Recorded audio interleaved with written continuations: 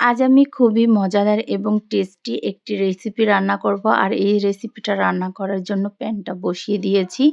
এখানে আমি নিয়েছি 1.5 কাপের মতো মুগ ডাল। আর এই মুগ ডালটা দিয়েই কিন্তু আজ আমি খুব মজাদার রেসিপিটা রান্না করব। আর এই রেসিপিটা যদি রান্না করে বাসার সবাইকে খাওয়ানো যায় তাহলে কিন্তু তারা সবাই তৃপ্তি সহকারে খেয়ে নেবে।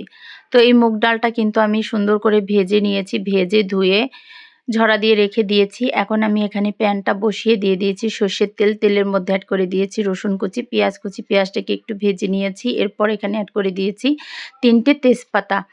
আসসালামু আলাইকুম, আমি রুমান্নার নতুন আরও একটি রেসিপি নিয়ে চলে এসেছি। এরপর আমি এখানে অ্যাড করে দিয়েছি পানি। পানিটা দিয়ে এখানে আমি দিয়ে দিয়েছি জিরা বাটা, দিয়ে দিয়েছি পেঁয়াজ বাটা, এখানে অ্যাড করে দিয়েছি আদা রসুন বাটা। এরপর আমি এখানে অ্যাড করে দিব আধা চামচের মতো ধনিয়া গুঁড়ো, দিয়ে দেবো 1 চামচের মতো হলুদের গুঁড়ো।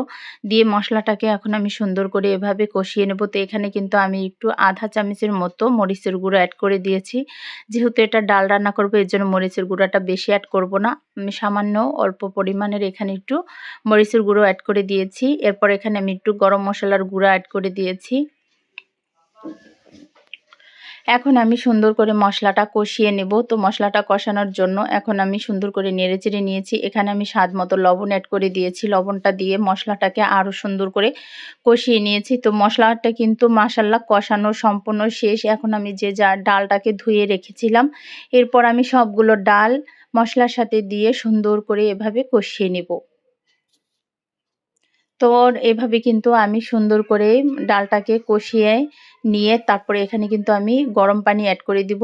আর এই ডালটাতে কিন্তু গরম পানিটাই অ্যাড করে দিতে হবে, তা না হলে কিন্তু ডালটা ফুটবে না। এর জন্য কিন্তু সব সময় মুগ ডালের মধ্যেও কিন্তু গরম পানিটা অ্যাড করে দিতে হবে। আর গরম পানিটা দিলে কিন্তু ডালটা খুবই সহজভাবে ফুটে যায়।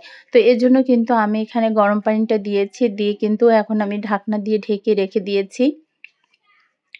আর ঢাকনা দিয়ে ঢেকে কিন্তু আমি ডালটাকে সুন্দর করে কষিয়ে নিয়েছি। তো এই পানি দিয়ে আমি কষিয়ে নিয়েছি। নেওয়ার পর এখন আমি পুরো ঝোলের জন্য ডালের মধ্যে পানিটা অ্যাড করে দিব। তো দিয়ে কিন্তু এখন আমি নেড়েচেড়ে নিয়েছি। এখন আমি কিন্তু এই পানিটা দিয়ে ডালটা রান্না করে নিব। তো এরপর কিন্তু আমি এখানে আরও একটু পানি অ্যাড করে দিয়েছি। তো অ্যাড করে দিয়ে এখন আমি এভাবে একটু নেড়েচেড়ে এখন আমি কিন্তু ডালটাকে একটু ঢাকনা দিয়ে ঢেকে রেখে দিব। তো বলক আসা আগ পর্যন্ত অপেক্ষা করব। তো এরপর কিন্তু ঢাকনা দিয়ে ঢেকে দিয়েছিলাম। তো এখন আমি ঢাকনা তুলে একটু নেড়েচেড়ে দিব। বলক চলে আসছে।